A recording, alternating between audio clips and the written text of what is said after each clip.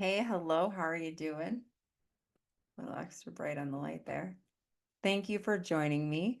My name is Natalie Mish, and I am a SOMA Breath instructor and master acupuncturist. I've been practicing acupuncture in my clinic, Family Care Acupuncture and Health Center in Oregon City, Oregon, since 2013. And I am really glad to be bringing you a energized meditation routine curated by SOMA Breath and presented by yours truly as part of my offering to you in hopes that I can help you relax and gain some peace and clarity in your life. Soma Breath has been incredibly transformational to me. It has helped me in a lot of different ways for my own inner healing, releasing stored emotions, releasing traumas, getting centered, getting focused, getting clear, keeping my energy high, keeping my mind open. And so I've just found it to be incredibly transformational. I've been practicing it very regularly for the last 2 years. And really, it's my intention to do it every single day because it just sets me up for success every day. And since I spend a lot of my time working with others and helping people, it's pretty important that I keep myself in a really good energetic state so that I can, you know, provide the most value to the people that I'm working with every day. So thank you for joining me here. Um, I just want to go over the instructions and kind of explain a little bit about the Soma Breathwork experience, just to provide that as kind of a separate component so I don't need to spend as much time going over it and over and over at every session, because I really want to kind of jump right into the good stuff. So this is kind of just our like housekeeping session here, so that you always have this information available should you need it. And Soma Breath has been around for a while. The creator is Niraj Naik, and he um, basically created this to heal himself. He was going through some serious medical issues, couldn't find any answers in Western medicine, and kind of went into some more holistic forms of healing to find relief. And this is one of his kind of creations as a result of that. And um, I've definitely found it to be very healing for myself. So I hope that you enjoy this as well. The breathwork is called Soma Breath because of the legend of Soma, which is in a Hindu book called the Rig Veda, which is over 1,000 years old. And the legend of Soma basically goes that a lot of the leaders at that time in a particular community in India were taking this concoction called Soma, which was a mixture of different herbs that created kind of a psychedelic experience that many people found beneficial. It opened their minds up. It increased their creativity. It connected them to other dimensions, provided them with healing. And, people really, really loved it. And unfortunately, it was overconsumed. And as a consequence of that, they couldn't get it anymore. So some monks decided to figure out how to create this alchemy within themselves. And so they kind of created the same sort of a sensation with breath work. So this can be considered a little bit of a psychedelic experience. We are changing our body chemistry in such a way that it allows us to experience altered states. And this isn't something that's scary. It's something that's actually really calming and peaceful because these altered states are a lot more positive than our standard stressed out kind of state. And so this is a wonderful way to support your health and well-being. This particular technique has three different components. The first component is an exercise routine. So oftentimes I start the session by playing some upbeat music and we do a little bit of dancing for maybe 5, 6 minutes. This helps to kind of get your vibe going, get your energy up. It helps you shake off whatever crap, maybe lingering with you from the day or from the week that might be holding you down, holding you back, frustrations, irritations, agitation, stress, sadness, overwhelm, worry, all that negative stuff. We shake it off for a couple minutes, and that's kind of where our meditation experience begins. After the exercise routine, we then get into some chanting, and we chant Om, which is actually three different syllables, ah, oo, and those also come from Hindu sort of texts and things like that. The different gods and deities at that time, it's kind of referencing there. You don't really need to understand it on a super deep level in order to get the benefits from it. Basically, humming vibrates the vagus nerve and helps to regulate energy circulation in the body. It also increases a chemical called nitric oxide. And nitric oxide is actually really great for dilating blood vessels, relaxing the nervous system, and kind of getting us primed for our breathwork experience. So we do a swift 5 minutes of chanting. The more you can get into it, the better your experience will be, as this is really more of an active type of meditation. There's lots of different styles of meditation, lots of different kinds of facilitators out there. This is one where you're really kind of actively participating and being engaged in the experience. And I found for me that the more engaged in the experience I am, the more results I get. So hopefully that would be the same for you. So the more that you're able to get into the experience, the greater the results will be for you. So just kind of keep that in the back of your mind. And then after we do the chanting, we jump right into the breath work. And the breath work actually has 3 different components to it. It starts out with rhythmic breathing. And for the group energized meditation workshop that we're doing here, we're doing 2 different rounds of rhythmic breathing. So the first round is a 2-4, 2 count inhale, 4 count exhale, and the second is a 4-4, 4 count inhale, 4 count exhale. And it's cued the whole way, so you don't have to worry about it, and the music counts for you, so you don't have to keep track. It's just helpful to kind of know ahead of time what's going on so that you don't get confused and lost and feel frustrated, because that's definitely not what we're doing. And you're always a beginner, so if you do get lost or frustrated, just come back and start again. That's just part of the journey here. And so rhythmic breathing is really helpful for calming the nervous system down. When we are breathing in a particular rhythm over time, it creates a condition called heart and lung coherence. And when we have heart and lung coherence, we really get a balanced energetic flow in the body. And as an acupuncturist, balancing energy is something that I do professionally every single day. The energy flow of the body, when it is smooth and easy, is health. And when the energy is erratic and stagnated and dysregulated, that is illness and disease. And so the more that we can kind of have the energy circulating in a smooth way, the better our health and well-being will be.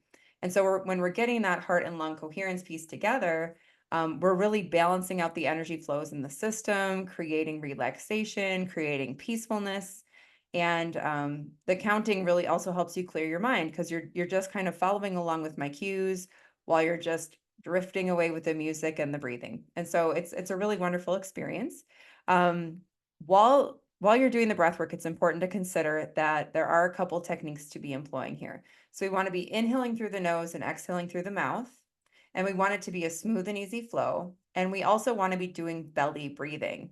And that just means breathing deep into the belly. So if you put one hand on your chest and one hand on your tummy, and you do an inhale, we're looking for the tummy hand to be rising first. Oh, we're a little blurry. There we go. Live in action, everybody. So we want to be doing an inhale deep into the belly with our inhale, and out through the mouth. In through the nose, into the belly, and out through the mouth. So we'll just practice a little bit of that here. And I feel the hand on my tummy rising. If I take an even deeper breath, then I start to feel my chest fill with air as well. And so that's actually going to be something that we're going to do a little bit deeper into the meditation process. But for the rhythmic breathing component, we're just trying to breathe into the belly, in through the nose, and out through the mouth in a smooth and even way. While we're doing the breath work, you can also do what's called a Mula Bandha, which just means contracting the pelvic floor on the inhale. And again, this is something that I will cue you to when we're doing the breath work, so you don't have to think about it. It's not anything you have to, kind of be really concerned about. We're just contracting the pelvic floor, the muscles for number 1 and number 2 if you're going to the bathroom, and just kind of tightening the pelvic floor and releasing. And in the Chinese theory, they tell us that the pelvic floor muscles are a regulation and the area where our life force energy is. We have our reproductive organs in there. We have our root chakra and sacral chakras in there. And by activating the energy in the pelvis, we are increasing the circulation of the life force energy in our body. So it's just adding another component to the heart-lung coherence. We're also having deep activation of the body energy, which is just benefiting the circulation overall. And the more circulation you have, the greater health, So this just enhances the experience there for us. So we're going to be doing inhales through the nose, exhaling through the mouth in a belly breathing fashion. And we're going to be contracting our pelvic floors and releasing our pelvic floors while we're doing the breath work. So contracting on the inhale and then relaxing on the exhale. And so it's kind of a way to build up the energy in the system while you're doing the inhaling and exhaling. And so we have everything kind of going together in a wonderful way to circulate the energy through the body. After a period of time, I'm going to cue what's called an out breath retention.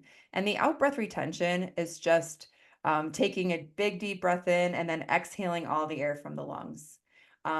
This is the component of our breath work session that's going to increase the carbon dioxide in the body. And when we increase carbon dioxide, we're actually increasing relaxation. Oftentimes we think of carbon dioxide as like this toxin in the system.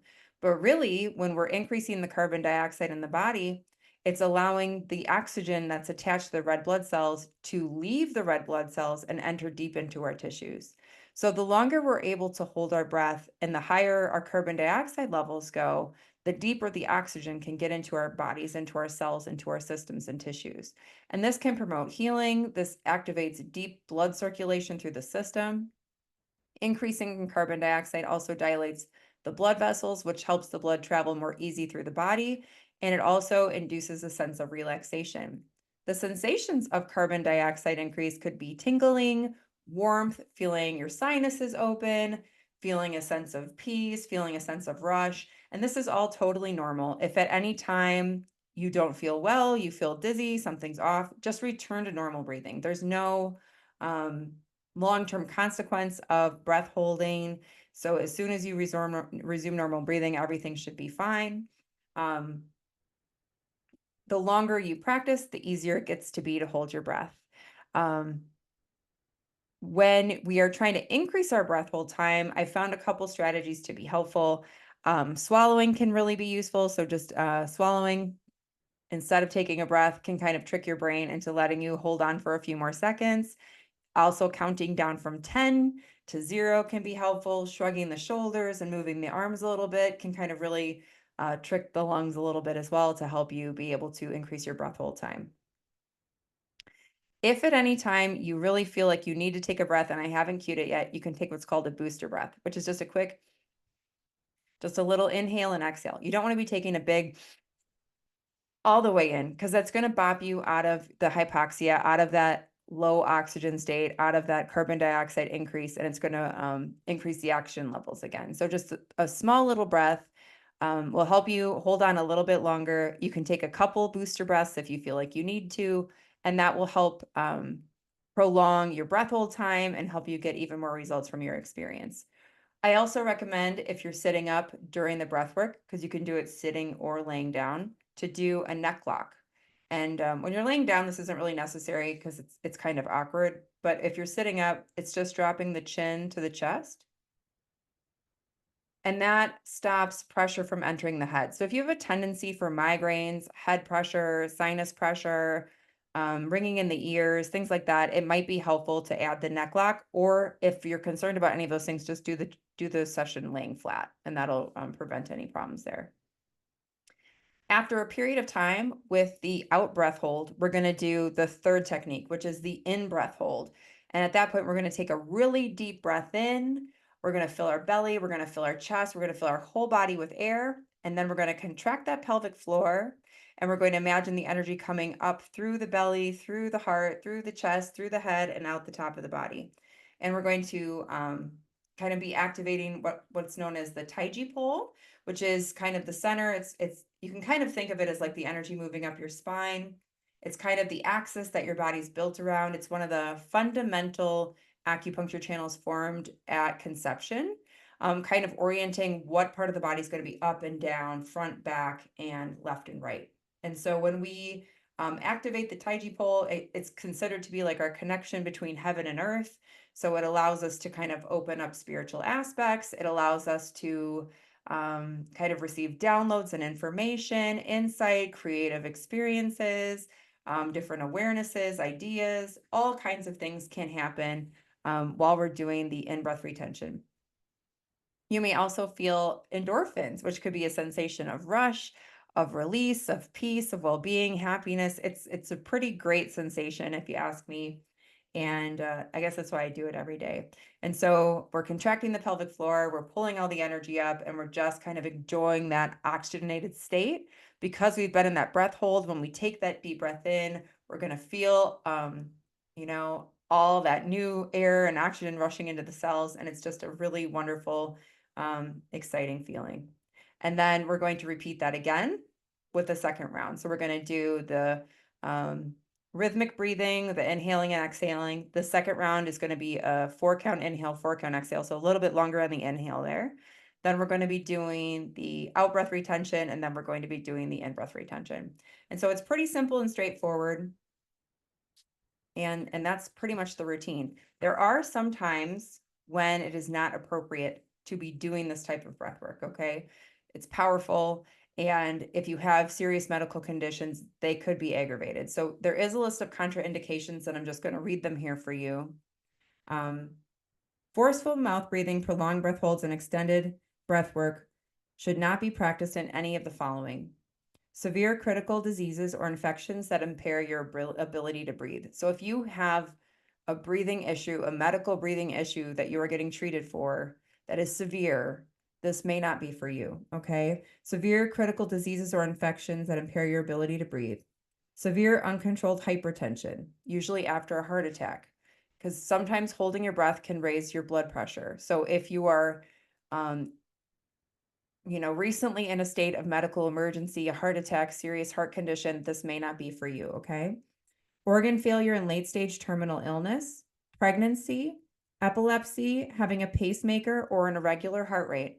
If you have a pacemaker or an irregular heart rate, check with your doctor to make sure that this is suitable and safe for you.